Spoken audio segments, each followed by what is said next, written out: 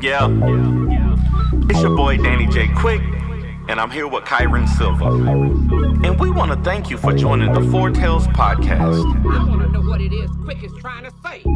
We're about to talk some comics and get a little bit controversial. Everything from indie books to movie to level commercial. With no rehearsals when we converse to coerce you. And then we do the quick takes and try to get to the person. So join us and get your comic book a few more sales once a week wherever you pod. It's Four Tales. Once a week wherever you pod. It's Four Tales.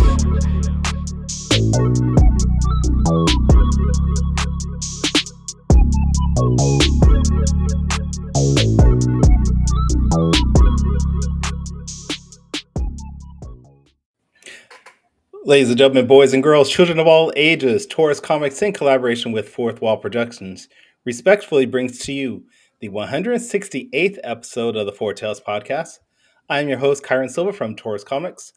Across the way is the Orchid Scribe of Ace Blade, Danny J. Quick, and together we are your two award-winning blurred comic creators here to help you find your next favorite comic. We are live on the Age to Geekdom Network by Facebook, Twitch, YouTube, and TikTok, but still not Kick, because Kick, you suck. So if you're listening or watching us live, thank you for your support. But don't forget to like, subscribe, share, and review this podcast because all your positive reviews and interactions help us reach a bigger audience. And that audience is here to listen to Danny J. Quick return from his vacation. What's up, Yeah, bro? man. Everything Irie. Oh, okay. Oh, you go to Jamaica for 1 week and all of a sudden you got an accent? Yeah, that's all I got though. That's all I Okay. got. We went. They one of the tour guides. She was explaining some of the popular lingo that you hear, and all of that good stuff. And they really. I'll be honest though. Like most of the tour guides were telling us about how the island is getting taken over by foreign countries and how they live off of tips at this point. Crap. So tourism is a much needed thing there, but Okay. we did have a good time. We got to rest and celebrate a good friend of mine's 40th birthday. Shout out to Aaron Burns and the whole Burns family, man. It was a good trip. Shout out, Aaron. I hope you had a fun time with Danny. I had a great time with Javon as your co-host step in. Y'all did great. Javon, I couldn't tell that it wasn't me. It was I, like watching the same show.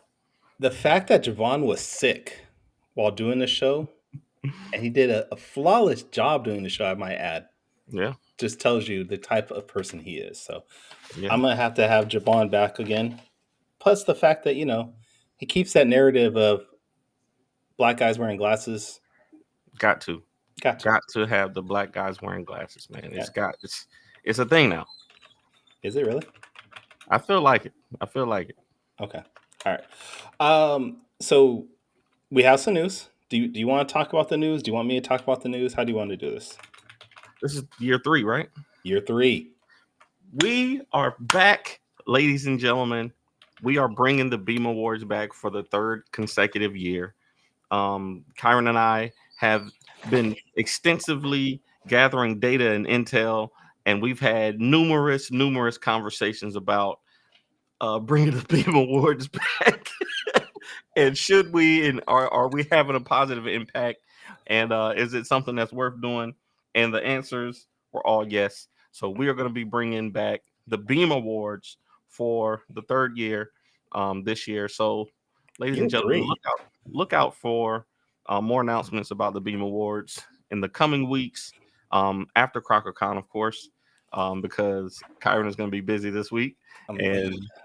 Yeah. But no, I mean, I will say thank you to everybody that's participated in the Beam Awards the last 2 years. We have seen you guys. That is a hard word. We have seen you guys posting your awards on your books and in your Kickstarters as nominations. So it does mean something to us when we see a Kickstarter say, "I'm a Beam Award nominee. I'm a Glyph nominee. I'm a Ringo nominee. And along it says I'm a Beam Award winner." I'm like, oh, okay. Yeah. It does mean something to us that we are actually doing something. So we will be opening up for nominations in 2 weeks on Fortnite Friday, the 26th of September. And then we will leave those nominations open till November 1st. And then from there, we'll get our judges to look over everything, just like we did last year. Just like we did last year. Yep. Mm-hmm. And if you are a sponsor that maybe wants to sponsor the Beam Awards for year 3 to help us get some awards mailed out, feel free to reach out to us at fourtailspodcast@gmail.com. I will gladly take your money, your sponsorship, and help And we do produce. something great with it. Yeah. Anything else you want to talk about before we bring your guest on? Nah, man, let's go ahead and bring him on, man. I think this is nothing else. Nothing. What am I missing? I have no idea, honestly. I just wanted to mess with you because you've been gone for a week. Now I feel like I'm missing something. I don't know. I was gone last week, so my brain is still in Jamaica. Like literally, I told my boss today. I've been back to work a couple of days now, and I was like, it's Friday. My brain is literally on the beach right now. I don't know what to tell you. I will say it was weird this past week not hearing from you every freaking day. Like I would check my DMs like, Danny didn't message me. Oh yeah, he's in Jamaica. That's how you know I was having a good time, because I literally usually when I'm on vacation, I don't take my work stuff, but I still check in with my friends and stuff. So I must have been having a really good time. Yeah. All right, go ahead and bring him in.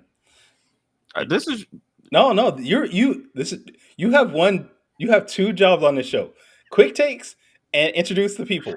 Okay, all right. So, ladies and gentlemen, we got a special guest this week. Kyron is a good friend, an artist, a writer mostly, an artist. He's done titles like Tiny Wizards, which I love the art on Tiny Wizards. B Squad, Eben 07, and much more. Also, is going to be a featured guest at CrockerCon, right? No. Oh, maybe next year. Those days are gone. Guest at CrockerCon next year, maybe. No. Eben, no. Okay, Eben is joining us on the Four Tails podcast. I want to say yes, but no. Probably not. Thank you for being on the show with us. Absolutely. All right, Happy to do it. For the few people that maybe aren't familiar with you, I know Danny gave a quick rundown, but did you want to give us like a brief introduction of yourself? Sure. I'm Eben Burgoon. I am. Whoa, gosh. We started making comics in 2007. Ooh. That's a long time. And when you say we, like who else? Yeah. So I started making comics with. I think he's a friend of the pod, right? Dan Bethel. Yes. So Dan and I co-created Eben 07 Covert Custodian, which is about the janitors that cleaned up after James Bond in 2007, because we didn't think we could afford an animation team to make up our crazy idea, which was very accurate. And so we just started making comics back in like those early days of web comics and putting things on WordPress, Comic Press kind of stuff. And we did that for a really long time. And I think we kind of got it to a place where we called it finished. And then we kind of splintered off and started our own projects. So he's doing Long John now, and I started doing B Squad. And we're going to actually go vacation in Yosemite, I think, here in like a week. So we're still great pals. Nice. I see I did not get the invite to the Yosemite, so screw both of you guys. Well, it's not just me and him. We're going, I can. No. It's too late now. Yeah, I guess, okay. I'm hurt inside, but it's all right. But no, we are glad to have you on. And honestly, this is the first time you and I have really been able to just talk. Mm-hmm. Like usually it's when we talk, it's about something productive, something CrockerCon related. This is the first time you and I have actually talked, so I appreciate you coming on. Yeah. But let's talk about your work. Like you mentioned, you've done Eben 07, you've done B Squad, which I love B Squad. You've done Tiny Wizards. What is it? Looks so good, man. Thank you. Bravo on time. I mean, all of the work looks great, but just something about the art on Tiny Wizards just is amazing. That's Dean Beattie. Dean is an artist based in the UK. And what was really magical about working with Dean, like he drew this this little. He's a great artist, and he hand painted every page of that book. And when I was like looking around to see who I would love to, like, what was my dream person to do Tiny Wizards, Dean was at the top of the list. I was following him on Instagram. You know, not very often poster, long time lurker kind of guy. And he posted this like drawing that was of Captain Haddock from Tintin, like back to back with a knife, with the captain from Jaws, Quint. And it was just like, oh, I loved that so much, and that's what like led me to start following him. And like, you know, we started messaging, and I just said like, hey, you know, I got this book that's in production. Would you want to do it? And he jumped at it, and he was just so great to work with, and I'm hoping that we still get to collaborate in the future. But I know he's like really he's starting to draw more again and get back into it. So remains to be a conversation with him. And like during COVID, we like palled together and like did trivia over Zoom. And I flew over to Thought Bubble, which is a really wonderful convention. Probably one of my favorite conventions I've ever done in the UK. It's like the YouTube Thought Bubble folks? No, the Thought Bubble is I don't think it's the same. But Thought Bubble is a convention that's outside of, I think, Leeds. It's in a small town called Harrogate, which is like a spa town in northern England. And man, it's so fun. Like they just bring people. It's a very, very comics focused convention. Like if you ever had the chance to do like the Alternative Press Expo here in California before it kind of went the way of the dodo. It's just like so laser focused on comics. Like they only bring comic guests. They don't bring any like voice actors. Like there's no celebrities.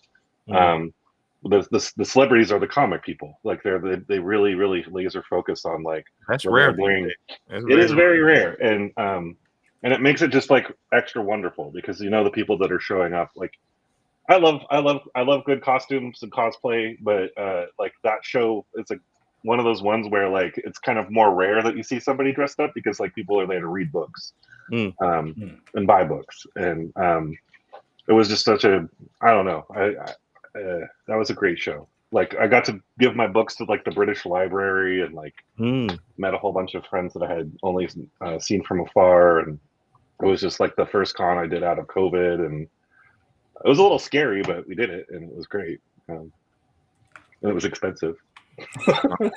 yeah. I didn't think a suitcase full of books was gonna, you know, I sold almost every book I brought, but like I didn't think a suitcase of the books was gonna, you know, solve all my financial worries for sure. Oh yeah, those trips out of the state, they get expensive really quickly. Yeah. You know, just saying, don't go to North Carolina expecting.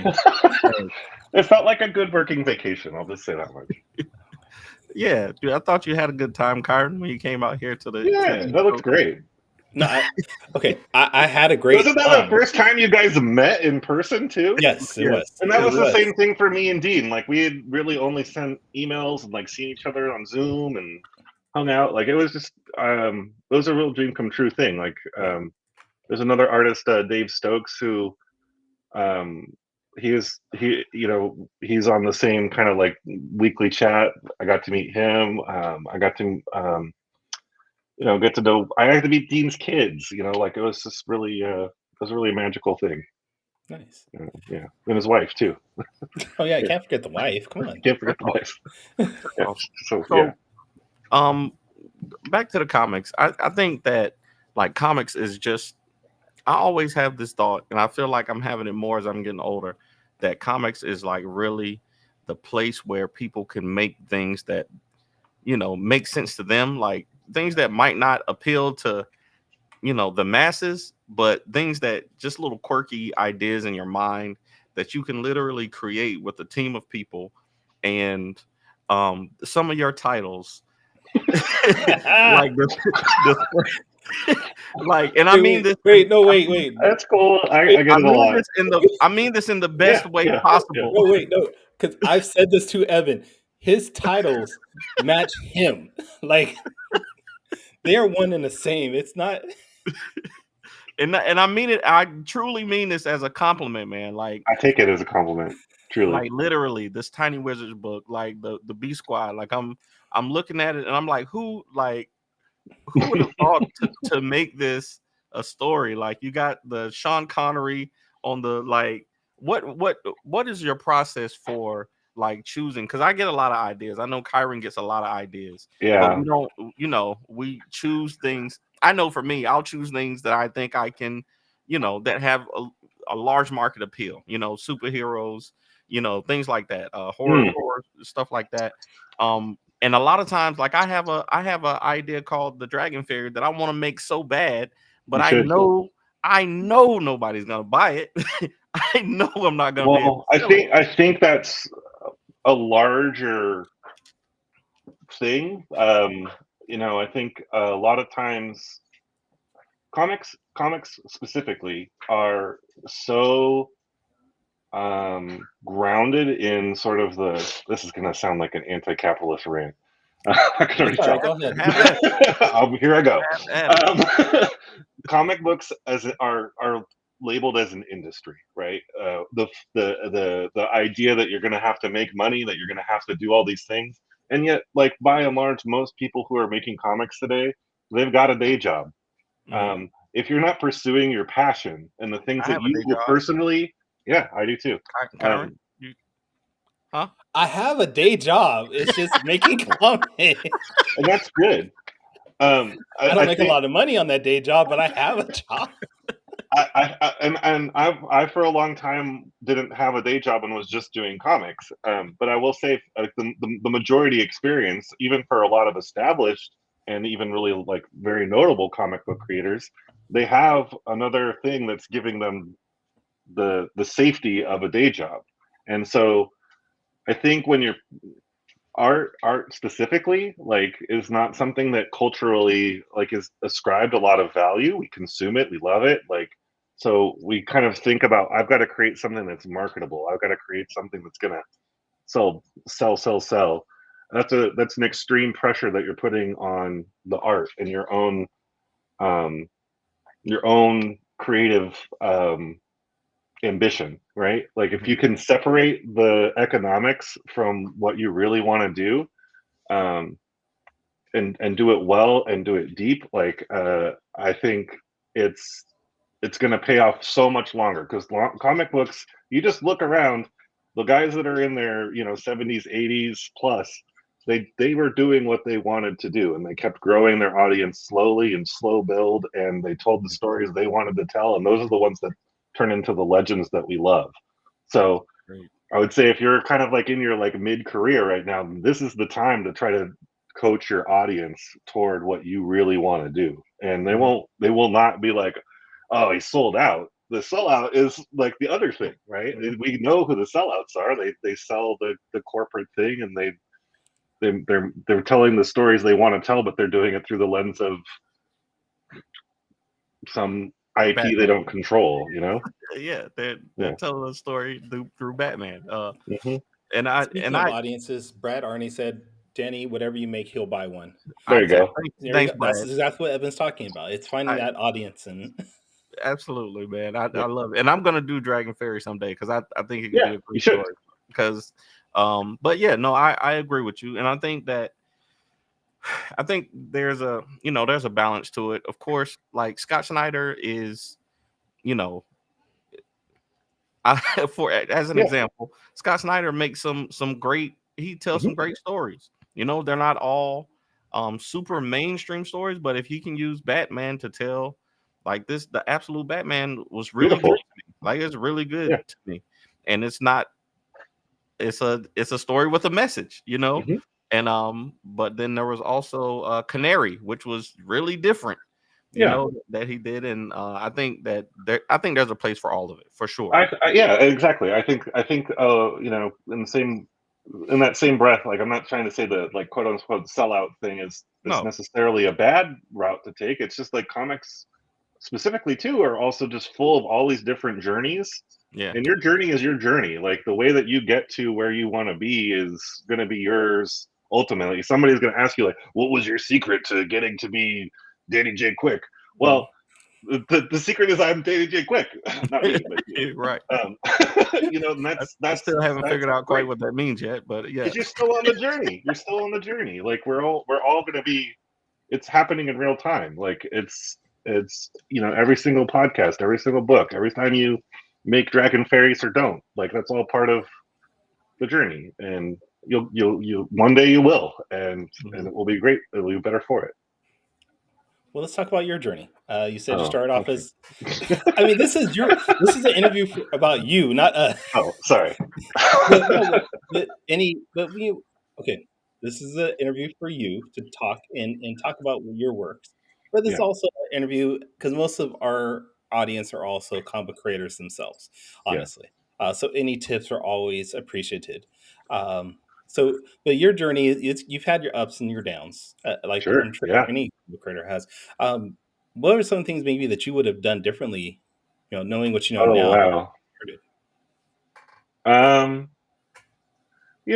Um, I don't have a lot of regrets about the journey. I think some of the things that I think I would have loved to have done differently or earlier.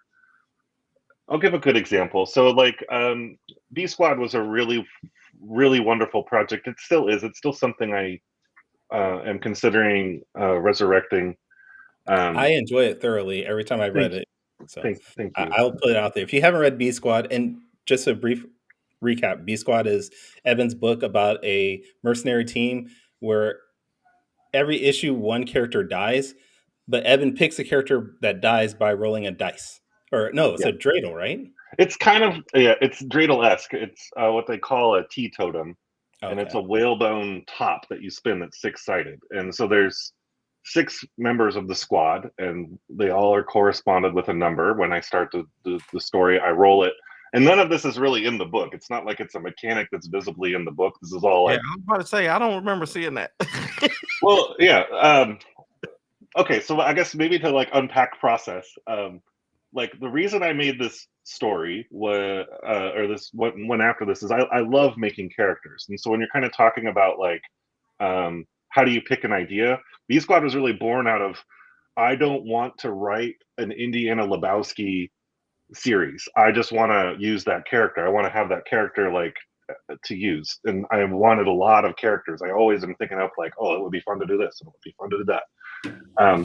So B Squad, by making this sort of like expendable engine in it, Mhm. it allowed me to kind of like rather than focus on one individual character, make a collective narrative that I'm telling. And there's this how it's like a philosophical dilemma called Theseus's ship. And the concept is like when Theseus left from Greece, he goes on his voyage, and throughout the voyage, different parts of the ship a serpent bites the side of the ship. Well, they need to patch that up, and then a storm ruins the mast, and then they need to fix the masts and the sails. By the time he gets back to port, It's a whole new every ship. single part is Mhm. different. Is it the same ship that left? It's still Theseus's ship.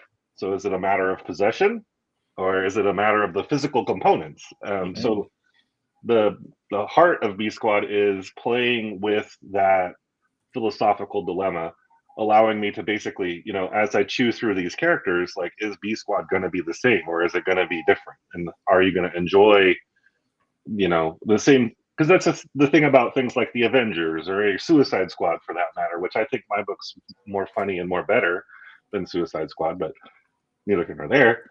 But it's also more random and weird, and it lets me explore lots of different ideas that I have. Because I just give the mission to the squad. So if I have an idea for a comic book, I can give it to the squad to play with, and then the other side of that too was kind of addressing some of the inequities in the medium and in the industry, which the goal of B Squad was always to try to platform artists that were emerging talents or hadn't had the opportunity to illustrate a full series or illustrate, excuse me, a full issue of comics, because when you go to a convention and you want to meet an editor, the first thing they ask you is, let me see your sequentials. They don't care about your fan art. They want to see if you can tell a story in pictures. And for a lot of the people in Sacramento that I knew that were illustrators, they didn't have somebody who was writing and could give them something to sequentially make and pay them to make that. So the goal was I would pay them usually a small stipend, but it would help them make the first 5 issues or first 5 pages so that I could share that with Kickstarter. And then Kickstarter would hopefully fund the gap. And the few times that I went to Kickstarter, that succeeded.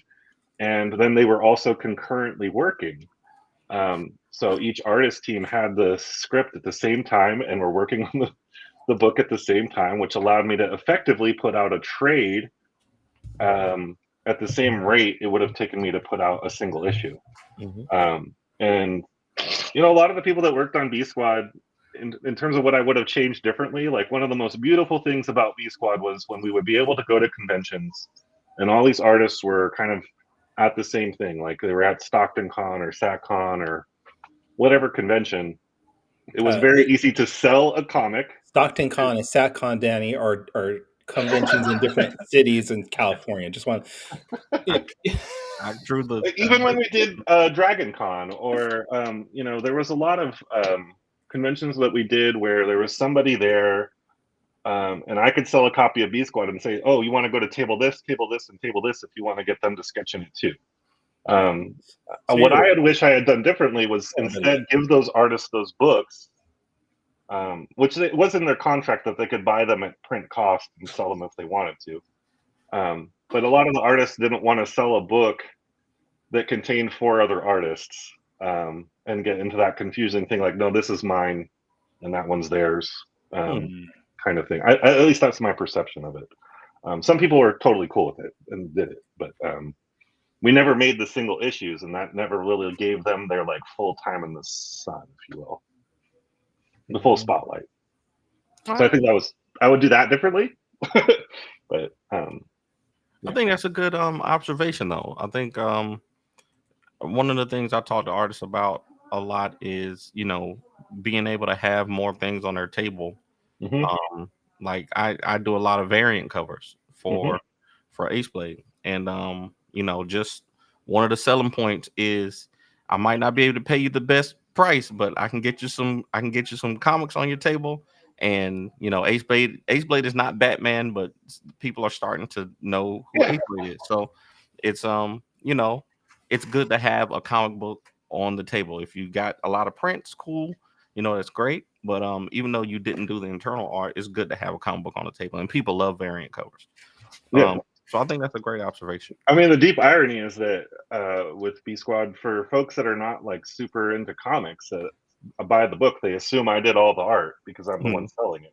And it's always a really tricky, it's not tricky for me, but it's tricky for their understanding. Like, oh, wait, there's a writer and there's a letterer and there's all these other jobs. Like, what are you talking about? I thought you're selling this. You made this. You did this, yeah. It is surprising how many people forget that there's different teams that do all this to make a book. It is funny. Yeah, and it's a real thing. And but I always really loved being able to, kind of have that little piece of education, letting people, and I mean, B Squad too. I think the other thing that if I had to do it over again, that I'd do differently, I got this. It was a prison of my own making, or I guess maybe not a prison. That's a little harsh, but it got the attention of an animation company, and they were at the time starting a comic book line, and they were interested in basically using it to try to pitch television shows and get it developed. And they wanted to kind of put the book into hiatus because they were going to like relaunch it and republish it. There's some other things that happened in my life at the time that kind of made that really, really tricky. And so I wish that what I had done differently there is, I think, it was mine. It was always mine. I didn't have to put it on hiatus, but by putting it into hiatus and kind of like accepting that, I really lost a lot of momentum. Like, that we had volume 3 characters and artwork already developed by Sean Sutter, who was like kind of the lead artist on B Squad. He would usually help me come up with like, I'd come up with these characters. Sean and I would sit down and we'd kind of talk about what they should look like, what kind of their powers are, and he'd kind of make this like character asset lineup of each character. So that way, like much like an animated show, the characters, even though they're being illustrated by a different person, they still could be on model in their own style. So we never tried to make any artist be like, well, you have to conform Sullivan Caliber to Sean's Sullivan Caliber. It's like, no, like as long as he's wearing his Expos hat and kind of looks like Sullivan Caliber, have at it. We're hiring you as an artist to show off what you can do. So do your best and do it in your style. Don't try to cop to somebody else. And that works so well. Like a book reads like an anthology. It's so fun. I think I still am very proud of it. But yeah, it lost its momentum. Like if I go back to the drawing board for B Squad, I'm like in this space in head where I'm like, do I just go for volume 3 or do I need to go back and really like redo or do like a reboot or B Squad re-rolled? I don't know. We'll see. Okay. Because if they had developed it into a show, that was always like an idea, was that like the show episodes would have different die rolls than the comic book, so therefore it would tell a completely different like multiversal story. That would have been tough though as a TV show to have a constant changing of actors and actresses coming through. Like I Well, that wouldn't was want what we were gonna. That was the thing that I thought was really really marvelous about the show pitch that we had going, was that, and it would have. They really wanted it to go to Netflix because they were starting to do those interactive features, and so essentially, like the die roll that would happen would have been like any outcome could have happened. So sort of like a pick your own adventure book type thing. it would have been an animated show, and that's the thing too. Is like if we had kept it, it was an animation company, so we could have kept it animated and just had the voice actors come up with a different voice and a different character for the characters that were killed off. We never really wanted it to be a live action series. I did pitch a live action version where it would be the B Squad would have been puppets, and then everything else would have been people. So only the puppets would have died. You can't be killing puppets, man. I know that's hard. You can't be killing. That would have been amazing. Muppets, no killing Muppets. Oh, killing yeah. puppets. I could think of some puppets. I'm fine with losing. I hear you. I hear you. I hear you on that. Oh man. All right. Well, we brought this up a couple times during the show. You are the founder of CrockerCon. Yeah. Don't sound so enthusiastic about that. I am. I think it's just so close around the corner that it's like the work of it is. Whew. It is a lot of work. What can you tell us about CrockerCon that you're maybe excited about? Oh wow! Well, this year's CrockerCon. So for I don't know how much you guys are talking about it on the show, but CrockerCon is essentially a comic book convention that is happening at a nationally accredited art museum here in Sacramento. So it really allows for a kind of a bridge to get created. So for pop culture, comic book enthusiasts, they are going to hopefully feel more welcome to come to an art museum, and vice versa. People who love to go to art museums get exposed to the art and passion and the process of making comic books, and hopefully helping to legitimize, which I, because of this whole other thing, learned recently that like it's now up to like 67% of in America that people view comics as art and literature. So like we made huge strides in helping to legitimize comics as a true art form in the public's opinion. And so I think at the same time, though, I think those two things sometimes don't always mix in a way that allows for like, again, like that comics focused kind of convention. So that was like really my hope when I was like literally in an elevator with decision makers at the museum in 2013, and I told them like, oh, we could do a comic book convention, and that would be so cool if we did it here. And they were like, no, we don't do that kind of thing. And it was only like much later, through some kind of like strokes of fate and being kind of the squeaky wheel that I am, and kind of just offering them up other opportunities to explore comics over that year, and they said yes eventually. And that first one was such a huge hit for them that they then were like, well, let's do it bigger next year. And then it was always like, let's do it a little bit bigger, let's do it a little bit bigger. And I would say last year, when we brought Kyron on to help organize and create it, we really got to the place where I felt like I'd achieved my vision for the show. And now this year we're going even bigger, and we're making it a whole day weekend on September 21st. We're bringing guests from up and down California. We have a creator, Mike Norton, who did Battle Pug. He's currently working on that crypto book, The Last Dog of Krypton, with Ryan North. He's done like things like Blue Beetle, Hellboy comics. He's done a lot of things. We're bringing him out from Chicago as kind of like our big guest. And there's a lot of things I'm really excited about with CrockerCon this year. I don't know if we have time in the podcast to go through all of it, but I would Probably not. Yeah, it's so good. This year is like really great, and I think it's a testament to like the legacy. And like the museum is, I do work at that museum, and I think the large reason is because CrockerCon's been such a big success for the museum that I work there. And that's been the hardest thing, I would say, is kind of like transitioning to being a museum education program coordinator full time, and then balancing sort of my cartooning comic book career also. And then when CrockerCon and that meet, it's like I can't. That's why I'm like, no, I can't. About being part of the show, I can't table. I can't, sell Tiny Wizards there. Platform myself, and that part is challenging. I'll just say that. I definitely understand that. Yeah. If I was going to tell Kyron, if I was trying to get there this year, but that Jamaica trip definitely. Hey, next year. There's always next year. But I am 100% going to be down there, be over there next year for CrockerCon. Yeah. I've heard great things, and CrockerCon. I'm gonna make it happen no matter what. Kyron came to this coast this year. Next year I'm going over there. Sacramento's a good city.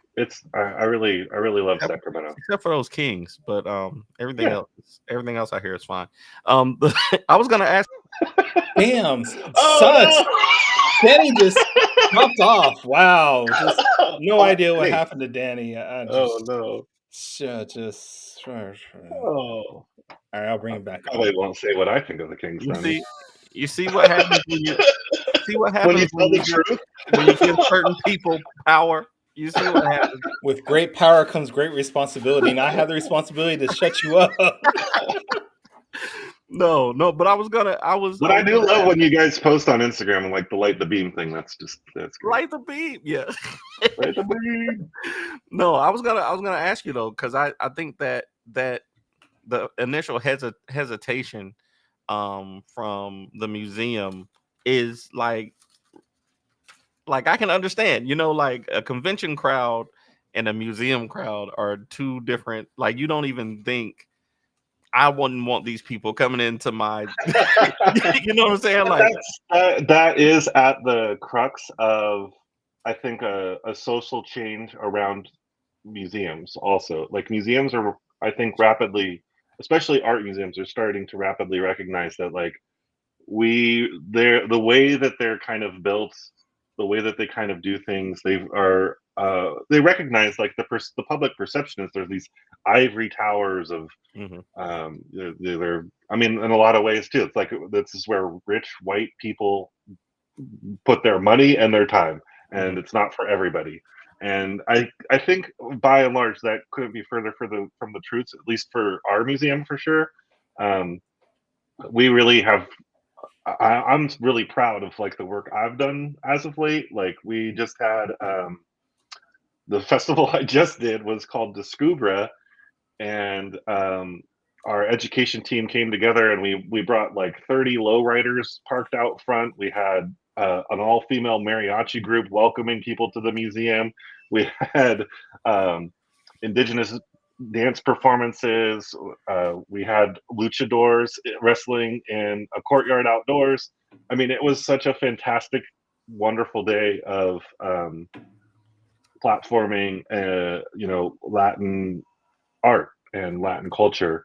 You know, Kyron is Yeah. a honorary luchador. I did not know that. I found out recently. What was your luchador name, Kyron? El Negro Loco. I did learn that recently. Oh, We'll but have to get him in the ring next time. absolutely. I would pay good money to see. Yeah. Maybe So we'll do that. there for is video of me next year's wrestling. CrockerCon. Yeah. There is a video of me wrestling out there somewhere in the world. Yeah. I haven't been able to find it because our matches were recorded. So somebody has a VHS of it somewhere. I just can't find it. Nice. That's beautiful. Before we do quick takes, I was gonna say, I think the thing that you brought up earlier about the education, like people needing to know, or people not knowing that teams make these comic books. You know, Yeah. I think that there is some overlap in the education and literature space for comic books. And I went to the Smithsonian, the African American Smithsonian in DC, and they were doing a Black comics presentation. And I think that what they did there was very well done. Like, they showed the history of Black comics, and they showed Milestone, they showed Mr. Terrific, all of that good stuff. Awesome. And I was like, this is really good. Like, and it's not necessarily the rowdiest people coming to see it. Like, my mom went and she enjoyed it. But I think that there's a balance, and I can't wait to see how this year's CrockerCon goes.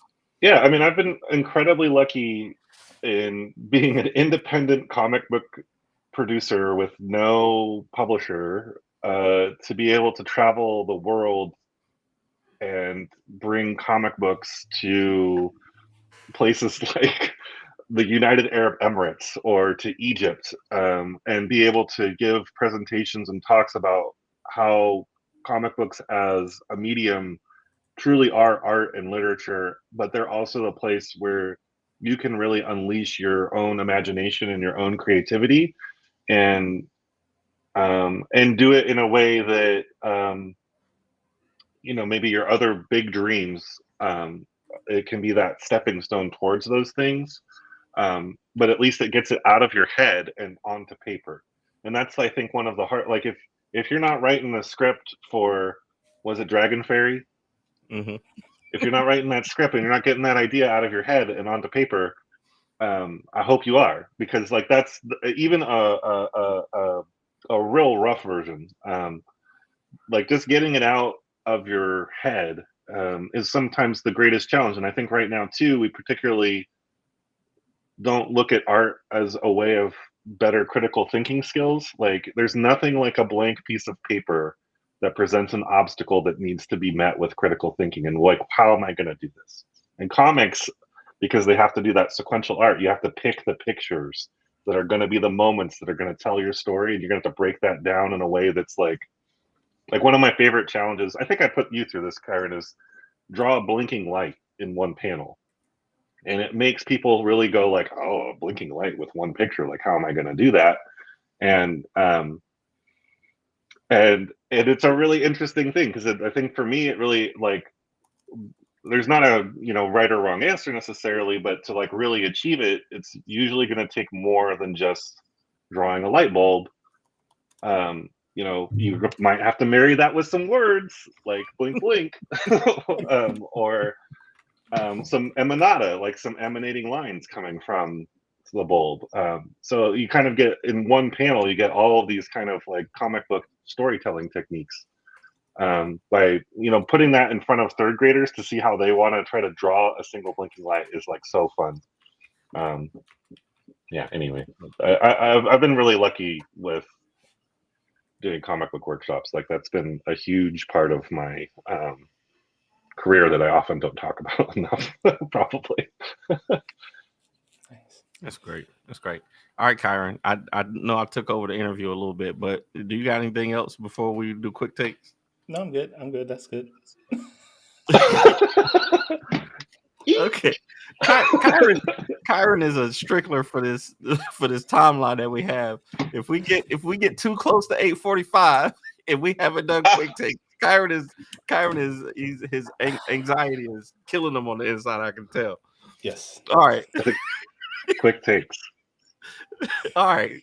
Kyron, I'm ready when you are. Ladies and gentlemen, tonight we get to finally light the beam. Light the beam!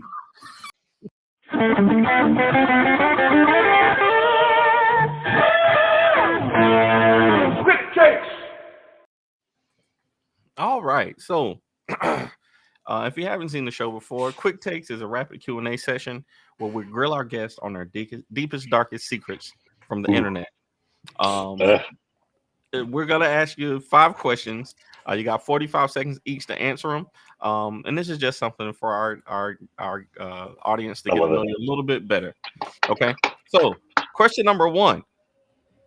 I am a Wordle fan, and I hear that you're a spelling bee fan, but I know most people who do the spelling bee also do the Wordle. So I do. Which one, Wordle or spelling bee, and why? Well, spelling bee doesn't track like your streaks or anything like that, and I love a good Wordle streak. So I definitely do Wordle all the time. My first word is haste. I've gotten it one time, but that usually gives me like that. I'm either a 2 or a 3. Of my 4s and 6s are not very, or my 5s and 6s are not very common. Really? Yeah. The haste is a good starter. Okay. I have no idea what y'all talking about right now. Spelling bee is awesome though. I love spelling bee. Spelling bee is a lot. I have trouble with spelling bee, but I'm the best in my house, at least with Wordle. That new Domino one is fun. Domino, I haven't tried that yet. I haven't tried it yet. I love connections, but I'm not good at it. Same. So yeah. Same. Okay. Question number 2. I want to right up the street. We got this city park, and we have this little library in it. Cool. And I saw that you posted about filling up a little library. So I want you to tell us in 45 seconds about the magic of little libraries. Oh yeah. I've got an old newspaper box, and I hand painted it with like comic book kind of things, and it's a comic book little library. So, and it's very popular. I have to like reload that thing a lot. But basically, you basically just register with this little company in Minneapolis, and they'll put you on a map, and people can kind of discover it. And the exciting thing is that got on the radar of this book fairy. She drives around with old library books, and now that she knows that there's a comic book focused one, she drops off comic books into that thing like every other week. She's fantastic. Her name's Pat. She's a magic human being that goes and fills up little libraries all around Sacramento. I love it. I love it. See, 45, right on the dot. Right on the dot. That was good. I was born for this. This is great. Okay. Question number 3. Now, we usually have people on one side or the other of this question. I'm a dog Batman. lover. Sorry. No. I'm a dog lover. I've never had a cat in my house. I refuse. Cats, are a different thing. Kyron has become kind of both a cat and a dog person. The cat lord. And I believe you have cats and dogs, right? Mm-hmm. So living together. For a person like me who can't imagine having a cat in their house, what are some of the good things about having cats and dogs? Oh wow! The number one thing is when you get the what I call the cuddle puddle. if you can get a cat that kind of loves dogs, which usually are like tuxedo cats are like incredibly good at this. We had a tuxedo cat that was a magical glue cat, and it would sleep with the dachshunds, and it would be just this little ball of dogs and cats sleeping together. That's amazing. We fortunately all of our wiener dogs are elderly, and so they could care less about the cats, and the cats generally avoid each other. And I love cats. They're very you get a good indoor cat, like they're just fun to kind of be weird and fun. Yeah, I don't know if I sold it, but the cuddle puddle is amazing. I don't know. I might have to. My aunt had a cat, and that thing was the meanest thing I'd ever seen. Get a tuxedo cat. Tuxedo cats, like the ones that are like that look like they're wearing like a little tuxedo. They usually are like way more friendly and way more social. Okay. All right. Yeah. All right. Question number 4, and we've talked about CrockerCon a little bit on the show already, but I want to. Now you don't have to do this if you don't want to, but I want to know. What are the best things, if you can, in 45 seconds? What's one of the best things about CrockerCon, and what, honestly, in your opinion, is one of the worst things, or one of the things that you would like to see improve about CrockerCon? Okay, the best thing I think right now is that like the museum believes in it. The museum believes in it in a way where they're committing a lot of resources that the museum gets. We're able to, in some cases, fly these guests out, pay for them to come out. There have been Crocker Cons where that has not been the case.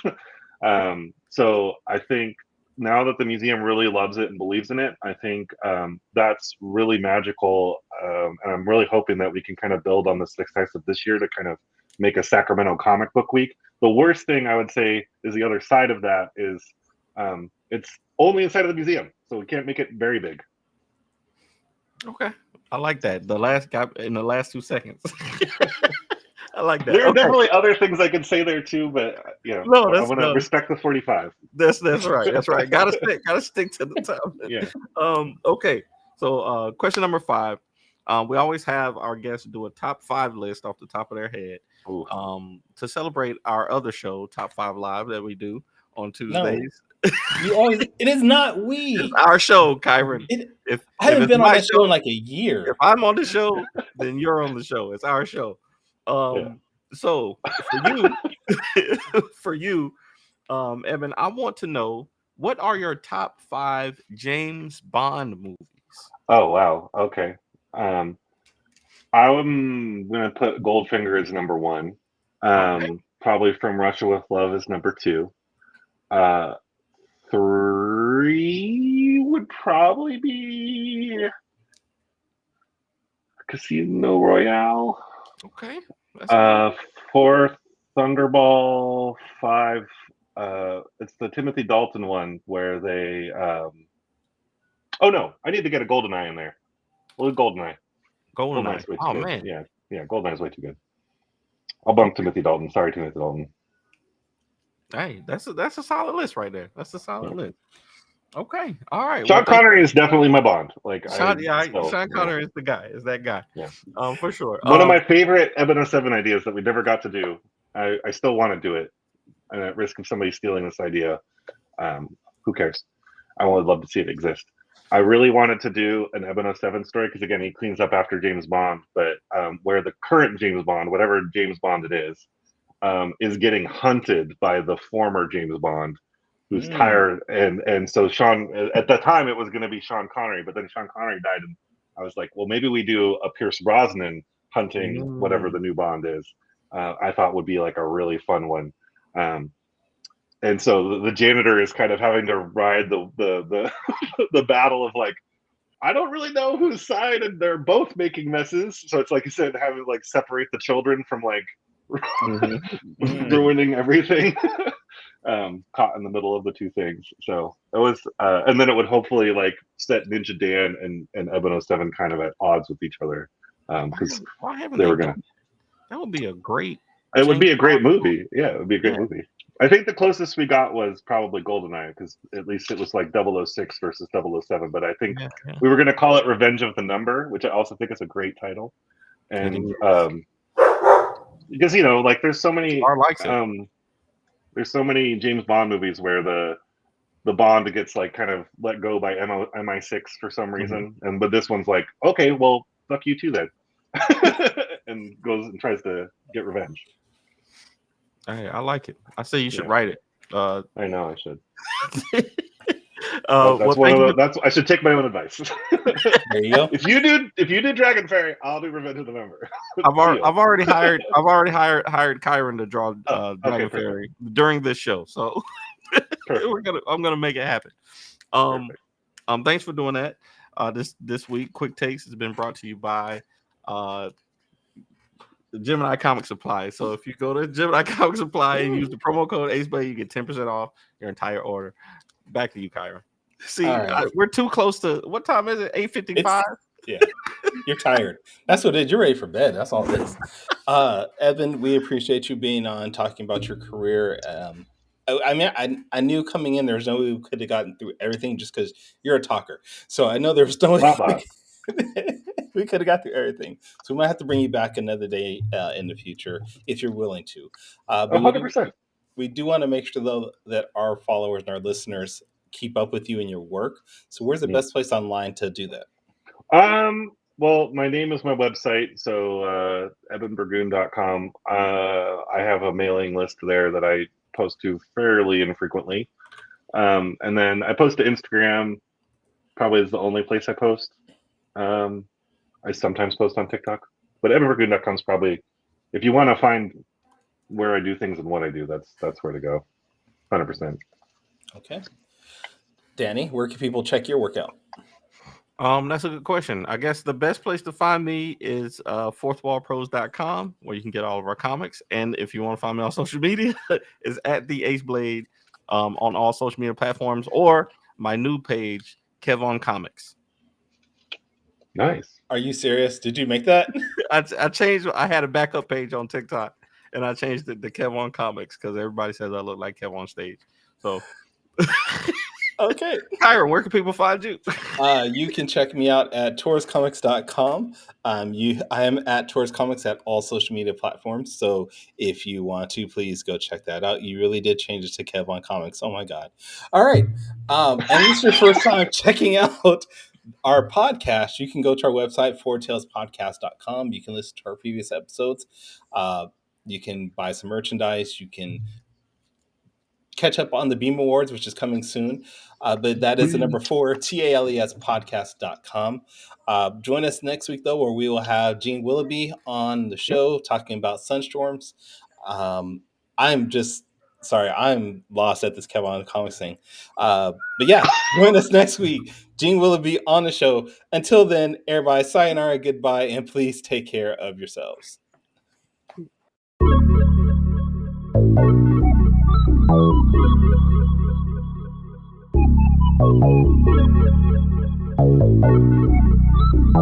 want to know what it is Quick is trying to say.